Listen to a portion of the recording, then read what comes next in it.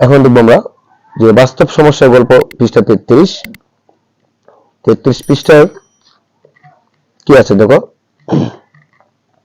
বাগানটির ঠিক মাঝ বরাবর আড়াআড়ি ভাবে 1 মিটার চওড়া রাস্তা আছে। বাগানটির পরিসীমা কত? তাহলে আমরা বাস্তব সমস্যার গল্পে যে বাগানের পরিসীমা বার করবো। এই যে মাঝ বরাবর দেখতে পাচ্ছ, একটা মাঝ বরাবর কিন্তু একটা রাস্তা দেখতে পাচ্ছ, তোমরা মাঝ বরাবর একটা রাস্তা দেখতে পাচ্ছ। তা বাগানটির পরিসীমা নির্ণয় করো।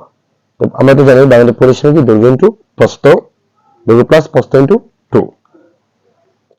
বাগানটির পরিসীমা হলো 2 ইন্টু দৈর্ঘ্য প্লাস প্রস্থ।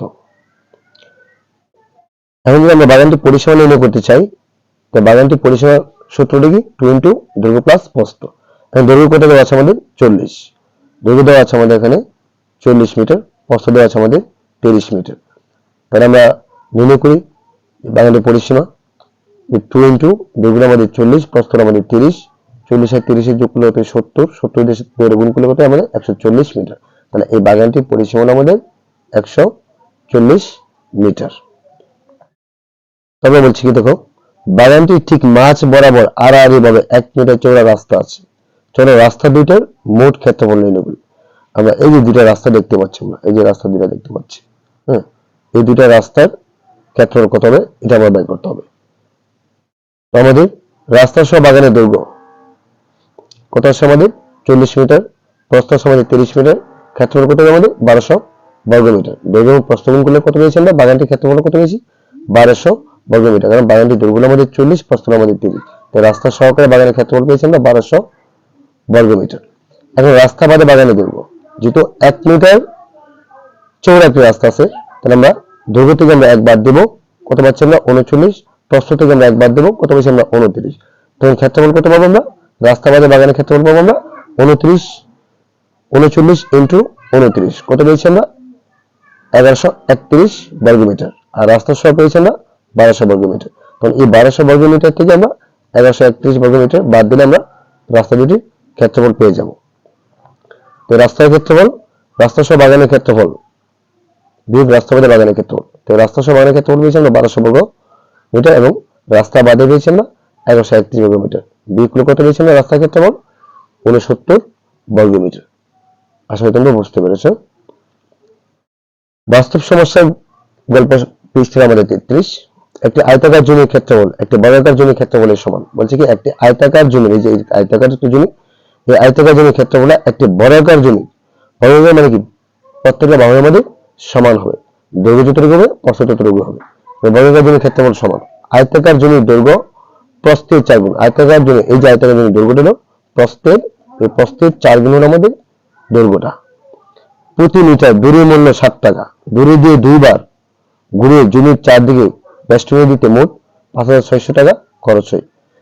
1 মিটার দড়ির মূল্য কত আমাদের 60 টাকা। দড়ি দিয়ে 2 বার ঘুরিয়ে, এই জমিটা আমাদের 2 বার ঘুরিয়ে দিতে হবে, দড়ি দিয়ে চারদিকে বেষ্টনী দিতে মোট খরচ হয়েছে 5600 টাকা খরচ হয়। তাহলে আয়তাকার জমির পরিসীমা কত? এখন আমাদের আয়তাকার জমির পরিসীমা কত? তো 60 টাকা খরচ হয় কত বর্গ মিটার? 1 বর্গ মিটার দড়ি কিনতে। তাহলে আমাদের মোট খরচ হয়েছে কত আমাদের 5600। তো 5600 টাকা খরচ হয় কত মিটার দড়ি কিনতে? মানে 60 টাকা খরচ হয় আমাদের 1 মিটার দড়ি কিনতে। 1 টাকা খরচ হয় কত? 5600 টাকা খরচ হয় কত? আমি একটু শর্ট করে দিয়েছি। 60 টাকা খরচ হয় 1 মিটার দড়ি কিনতে, 5600 টাকা খরচ হয় কত? এই 5600 রে 7 দিয়ে ভাগ করো, তাহলে আমরা পেয়ে যাব যে 5600 ভাগ হলো আমাদের 7, 7 আর কত আমাদের 56, কত পেয়েছি আমরা 800। 800 মিটার দড়ি কিনতে খরচ হয়েছে আমাদের কত 5600 টাকা। 1 মিটার দড়ি মূল্য 60 টাকা, তাহলে আমরা 5600 টাকা দড়ি কিনেছি। 5600 টাকা কত মিটার দড়ি কিনেছি 800 মিটার। এই 800 মিটার দড়ি কিনছি আমরা 5600 টাকা দিয়ে, ঠিক আছে। তাহলে আয়তাকার জমির পরিসীমা কত হবে? এখানে এই যে 5600 টাকা খরচ হয়েছে আমাদের 800 মিটার দড়ি কিনতে, কিন্তু 800 মিটার দড়ি তো এখানে 2 বার প্রদক্ষিণ হয়েছে আর কি। এখানে বেষ্টনী হয়েছে 2 বার ঘোরানো হয়েছে, এভাবে 2 বার করে ঘোরানো হয়েছে 2 বার করে। তাহলে আমাদের পরিসীমা বার করতে হবে। তো পরিসীমা বার করলে আমরা এই 800 যদি আমরা 2 টা ভাগ করি, তাহলে আমাদের কিন্তু আয়তাকার জমির পরিসীমা আমরা পেয়ে যাব। তো কত পেয়েছি আমরা 400, কারণ একবার ঘোরানো লাগে আমাদের 400 মিটার, দুইবার ঘোরানো লাগে আমাদের 800 মিটার। তাহলে আমরা তো না দূরে দিয়ে কয়বার ঘুরেছি, দুইবার। তো দুইবার তো আমাদের দুইবার দুইটা পরিসীমা হয়ে গেছে। তাহলে আমরা একবার ঘোরাতে কত মিটার লাগবে আমাদের 400 মিটার। তাহলে আমাদের আয়তাকার জমির পরিসীমা কত আমাদের 400 মিটার। বর্গাকার জমিতে প্রতি 4 মিটার জায়গায় একটি করে পেঁপে চারা রোপণ করলে কতটি চারা লাগবে?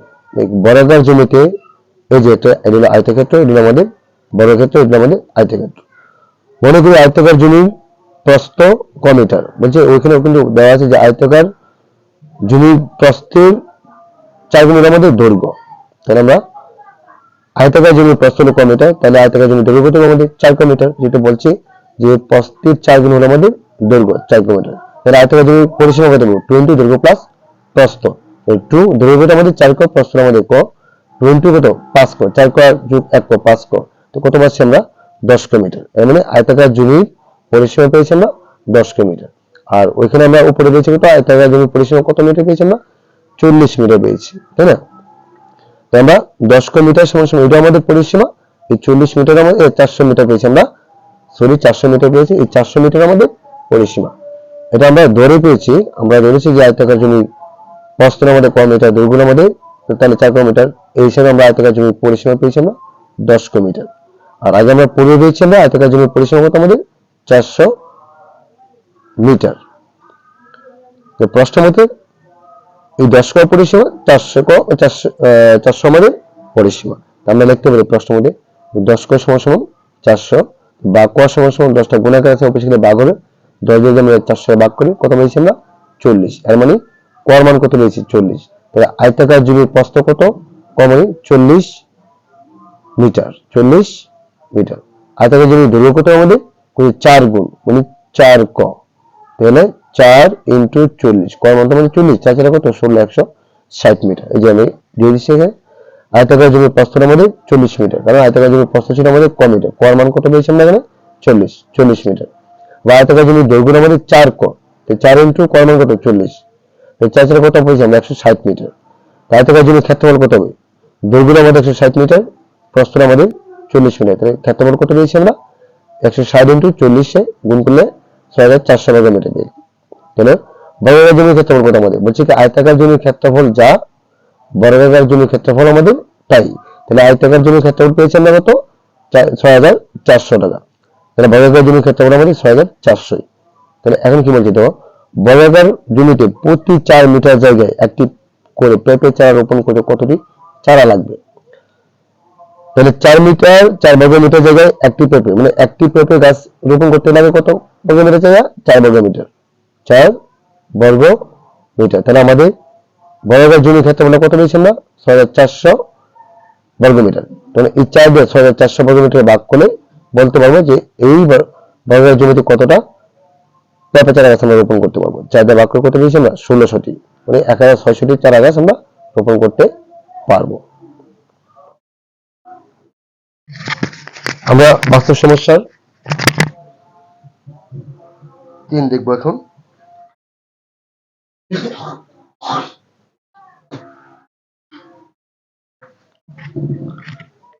তিনি কি বলা আছে দেখো,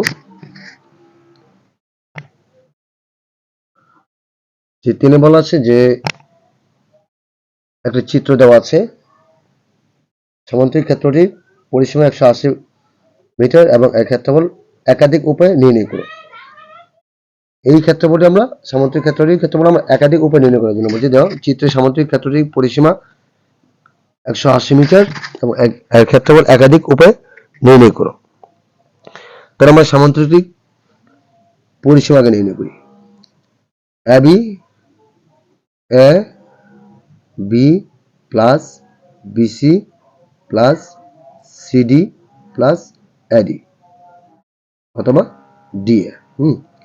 তাহলে আমরা কি লিখতে পারি 2 ক যোগ ক যোগ 2 ক যোগ ক মিটার। এর মানে বুঝতে পারো নাই, দেখো এখানে এই এর মান কত, আমরা এর মান পাইছি আমরা 2 ক, তাহলে এর মান আমাদের 2 ক, আর বিসি এর মান হলো আমাদের ক, বিসি এর মান আমাদের ক, আর সিডি এর মান হলো আমাদের 2 ক, সিডি এর মান হলো 2 ক, আর ডি এর মান হলো আমাদের ক। ডি এর মান কত পেয়েছি আমরা? ক পেয়েছি। তো কত পেয়েছি আমরা? 6 ক মিটার পেয়েছি। এর মানে সামান্তরিকের পরিসীমা কত পেয়েছি আমরা? 6 ক মিটার। সামান্তরিকের পরিসীমা পেয়েছি আমরা 6 ক মিটার, 6 ক মিটার। এখন দেখো প্রশ্ন মতে 6 ক সমান কত? 180। কারণ এখানে দেওয়া আছে যে সামান্তরিক ক্ষেত্রটির পরিসীমা কত? 180 মিটার, আর আমরা পেয়েছি কত? 6 ক মিটার। প্রশ্ন মতে 6 ক সমান সমান, এই 6 ক সমান সমান হলো 180, কারণ এই 6 ক আমাদের সামান্তরিকের পরিসীমা, 180 আমাদের সামান্তরিকের পরিসীমা। আমরা কত পেয়েছি? তো কর মানটা আগে বার করি। এই যে কর মানটা বার করি, এই যে এটা মান, যে কর মান, এই কর মানটা কত? তাহলে 2 কর মান কত হবে? আমরা পেয়ে যাব। তাহলে 6 ক সমান 180 বা কর সমান কত? 6 গুণাকার আছে, ওই পাশে গেলে ভাগ হবে। ভাগ করলে কত হবে? 6 দিয়ে যদি আমরা 180 এর ভাগ করি 30 পাচ্ছি। কত পাচ্ছি আমরা? 30। কর মান কত পেয়েছি আমরা? 30। এর মানে 2 ইনটু কর মানে কত? 30। 30 জন কত আমাদের? 60। এই যে আমরা ab এর মান পেয়েছি আমরা 60 মিটার, এবং বিসি তো আমাদের শুধু ক ছিল, কর মান কত পেয়েছি আমরা? 30। বিসি মান হলো আমাদের 30 মিটার, আর সিডি এর মান ছিল আমাদের 2 ক, 2 ক। এর মানে 2 ইনটু 30, কর মান কত আমাদের? 30 জন কত? 60। আর ডি এর মান পেয়েছি আমরা শুধু ক, এই যে শুধু ক। এর মানে কর মান কত পেয়েছি আমরা? 30 পেয়েছি। আমরা বোঝানোর সাথে আমরা এই মানগুলি, কোয়ার মানগুলি আমরা এবং 2 কোয়ার মানগুলি আমরা বের করে নিলাম। কত পেয়েছি আমরা? যে সামান্তরিকের দৈর্ঘ্য কত পেয়েছি আমরা? এবি সমান কত পেয়েছি আমরা? 60 মিটার, এবং বিসি পেয়েছি আমরা 30 মিটার, ও সিডি পেয়েছি আমরা 60 মিটার, এবং ডিএ পেয়েছি আমরা 30 মিটার। এই পর্যন্ত তোমরা বুঝতে পেরেছো। এখন আসো আমরা নিচে যাই। এই সামান্তরিকের ছোট বাহুর দৈর্ঘ্য 30 মিটার এবং বড় বাহুর দৈর্ঘ্য কত আমাদের? 60 মিটার। এই যে সামান্তরিকটা, এই সামান্তরিকটার ছোট বাহুর দৈর্ঘ্য কত পেয়েছি আমরা? 30 মিটার, মানে কোয়ার মান কত? 30। এই যে 30, আমি মানটা এখানে কোয়ার মানটা বের করে নিয়েছি। আর আমরা বড় বাহুটা কত পেয়েছি? বড় বাহুটা আমাদের এবি অথবা সিডি, এর মান কত পেয়েছি আমরা? 60 মিটার। এখন সামান্তরিকের ক্ষেত্রফল যৌক্তিক ব্যাখ্যা সহ একাধিক পদ্ধতি নির্ণয় করা হলো। আমরা একাধিক পদ্ধতি আমরা নির্ণয় করব। আমরা ত্রিভুজ ক্ষেত্রফল সূত্রের সাহায্যে, আমরা ত্রিভুজ ক্ষেত্রফল সূত্রের সাহায্যে আমরা সামান্তরিকের ক্ষেত্রফল নির্ণয় করব। আবার আয়তক্ষেত্রের সূত্রের সাহায্যে আমরা নির্ণয় করব। সামান্তরিকের ক্ষেত্রফল অনুযায়ী আমরা ক্ষেত্রফল নির্ণয় করব। এখন দেখো আমরা আগে প্রথমে দেখি ত্রিভুজ ক্ষেত্রের সূত্রের সাহায্যে আমরা কিভাবে আমরা সামান্তরিক ক্ষেত্রটির ক্ষেত্রফল আমরা নির্ণয় করি। এখানে এ বি ডি ত্রিভুজের ক্ষেত্রফল, এ বি ডি, এই যে এটা একটা ত্রিভুজ, এটা একটা ত্রিভুজ, এ বি ডি একটা ত্রিভুজ। এই ত্রিভুজের ক্ষেত্রফল কি? হাফ ইন্টু ভূমি ইন্টু উচ্চতা। এখানে দেওয়া হাফ কত পেয়েছি আমরা? হাফ তো আছে, দেওয়া আছে, সরি, ভূমি কত পেয়েছি আমরা? 60। এই যে ভূমি হলো আমাদের, এ বি মান হলো আমাদের 60 পেয়েছি। আর উচ্চতা কিন্তু আমাদের 5 মিটার দেওয়া আছে। উচ্চতা আমাদের 5 মিটার, কত পেয়েছি আমরা? 150 বর্গ মিটার। আবার সি বি এই ডি ত্রিভুজের, সি বি এই ডি ত্রিভুজের ক্ষেত্রফল কি? হাফ ইন্টু ভূমি ইন্টু উচ্চতা। তো এখানে আমাদের ভূমিটা কত আছে আমাদের? 60, আর উচ্চতা কত আমাদের? এই যে আমরা উচ্চতা দুইটা বি থেকে পর্যন্ত উপরে ডিসি রেখাতে যদি আমরা মিলাই, তাহলে এটা উচ্চতা কত আমরা? 5 মিটার, কারণ এখানে আমাদের উচ্চতা দেওয়া আছে আমাদের 5 মিটার। তো কত পেয়েছি আমরা? 2 দিয়ে যদি আমরা 60 এর ভাগ করি 30 হয়, তো 3 5 কত? 15, 150 মিটার। আমরা ত্রিভুজ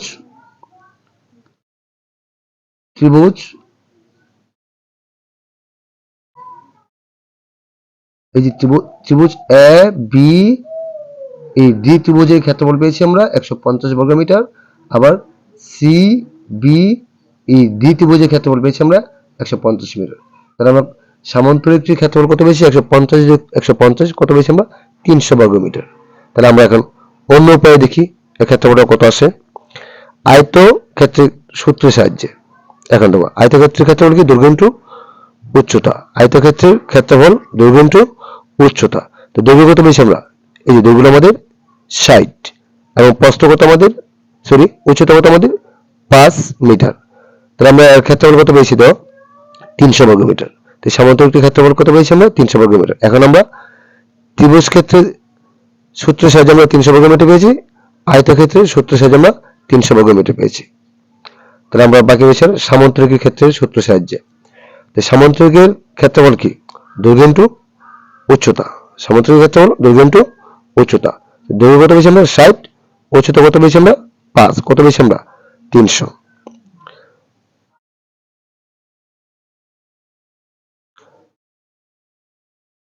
আশা করি তোমরা এটা বুঝতে পেরেছো। এখানে আমরা যে আমরা তিনটি উপায়ে আমরা সামান্তরিকের ক্ষেত্রফল নির্ণয় করেছি। কত পেয়েছি আমরা? 300 বর্গ মিটার। 300 বর্গ মিটার, তাই না? এখন আমরা এখানে 300, এখানে 300, এখন আমরা 300 পেয়েছি। তাহলে বিভিন্ন উপায়ে আমরা বলছি কি এখানে যে এখন সামান্তরিক ক্ষেত্রটির ক্ষেত্রফল যৌক্তিক সহ ব্যাখ্যা সহ একাধিক পদ্ধতি নির্ণয় করে, আমরা একাধিক পদ্ধতি নির্ণয় করে দেখালাম। আশা করি তোমরা বুঝতে পেরেছো। এখন আসো 3 খ নম্বরটা, দেখাও যে সামান্তরিকের ক্ষেত্রটির ক্ষেত্রফল ত্রিভুজ ক্ষেত্রের ABD এর দ্বিগুণ। তাহলে সামান্তরিকের ক্ষেত্রটির ক্ষেত্রফল ত্রিভুজ ক্ষেত্রে ABD এর দ্বিগুণ। তো আমরা এখানে সামান্তরিকের ক্ষেত্রটির ক্ষেত্রফল কত পেয়েছি? এই যে সামান্তরিক ক্ষেত্রটির ক্ষেত্রফল কত পেয়েছি আমরা? 300। আর ত্রিভুজে ABD এর মান কত পেয়েছি আমরা? 150। এই 150 এর 2 দিয়ে গুণ করি কত হচ্ছে আমাদের? 300। বলছে এরা এই সামান্তরিকের ক্ষেত্রটির ক্ষেত্রফল আমাদের ত্রিভুজ ক্ষেত্রের ABD ত্রিভুজ ক্ষেত্রের দ্বিগুণ হবে। ABD ত্রিভুজ ক্ষেত্রে কত পেয়েছি আমরা? 150। 150 এর দ্বিগুণ করলে কত হয়? 300। দেখি আমরা নিচে যাই। দেখো ABD ত্রিভুজের ক্ষেত্রফল, এই যে ABD ত্রিভুজের ক্ষেত্রফল হাফ ইন্টু ভূমি ইন্টু উচ্চতা। হাফ কত আমাদের? ভূমি কত পেয়েছি আমরা?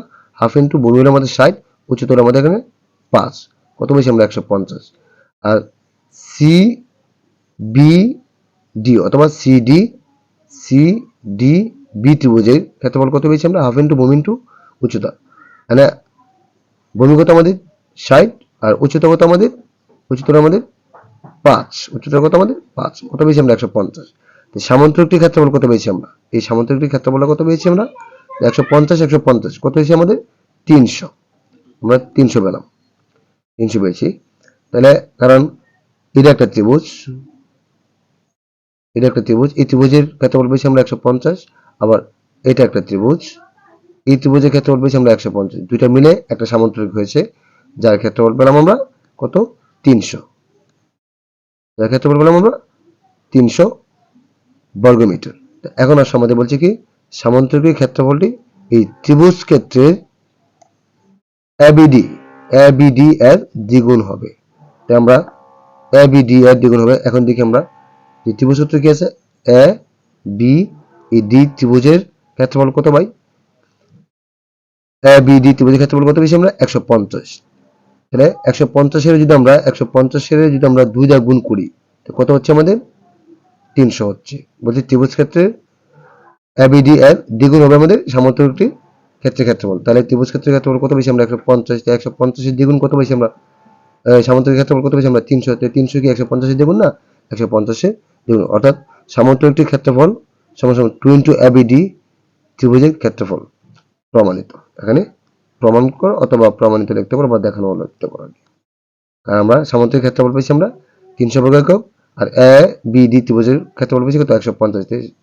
আমরা দেখতে পাচ্ছি যে 150 এর দ্বিগুণ হলো আমাদের 300, মানে সামান্তরিক ক্ষেত্রফল। আশা করি তোমরা এটা বুঝতে পেরেছো। এখন দেখো বাস্তব সমস্যা গল্পের পৃষ্ঠার শেষ অঙ্কটি 4 নম্বরটা, যে একটি গড়ের মেঝে 26 মিটার লম্বা এবং 20 মিটার চওড়া, 4 মিটার লম্বা, 2.5 মিটার চওড়া, কয়টি মাদুর দিয়ে মেঝেটি সম্পূর্ণ ঢাকা যাবে? প্রতিটি মাদুরের দাম হলো 45 টাকা হলে মোট খরচ হবে কত? এখানে মেঝের দৈর্ঘ্য কত আছে আমাদের? 26 মিটার, প্রস্থ কত আছে? 20 মিটার। এই মেঝের ক্ষেত্রফল আগে বের করতে হবে। তো মাদুরের দৈর্ঘ্য 4 মিটার, প্রস্থ আমাদের 2.5 মিটার।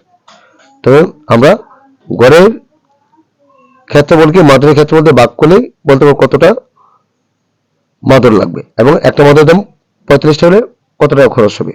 আমরা এখন তো মেঝের ক্ষেত্রফল আগে নির্ণয় করি। মেঝের ক্ষেত্রফল কত? দৈর্ঘ্য আমাদের 26, প্রস্থ আমাদের 20। 26 আর হলো 20, কত বেশি আমরা? মেঝের ক্ষেত্রফল হচ্ছে 520 বর্গ মিটার। আর মাদুরের ক্ষেত্রফল কত?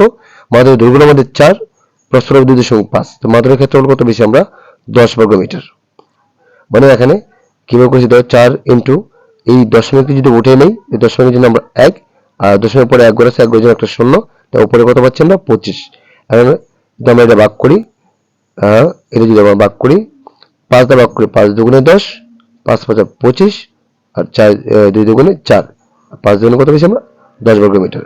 এর মানে মাদুরের ক্ষেত্রফল পেয়েছি আমরা 10 বর্গ মিটার, আর মেজের ক্ষেত্রফল পেয়েছি আমরা 520 বর্গ মিটার। এখন এই মাদুরের ক্ষেত্রফল দিয়া মেজের বর্গ ক্ষেত্রফলকে ভাগ করি আমরা, কতটি মাদুর লাগবে তাহলে আমরা বুঝতে পারবো।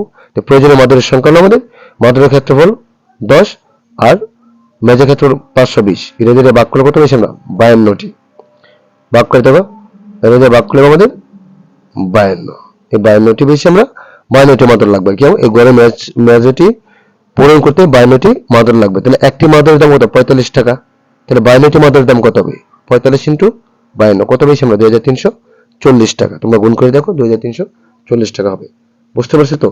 আগে আমরা মেজের ক্ষেত্রফল বার করবো। মেজের দৈর্ঘ্য হলো 26, প্রস্থ হলো 20, ক্ষেত্রফল পেয়েছি আমরা 520, আর মাদুরের দৈর্ঘ্য কত 4, প্রস্থ কত 2.5, তো মাদুরের ক্ষেত্রফল পেয়েছি আমরা 10 বর্গ মিটার।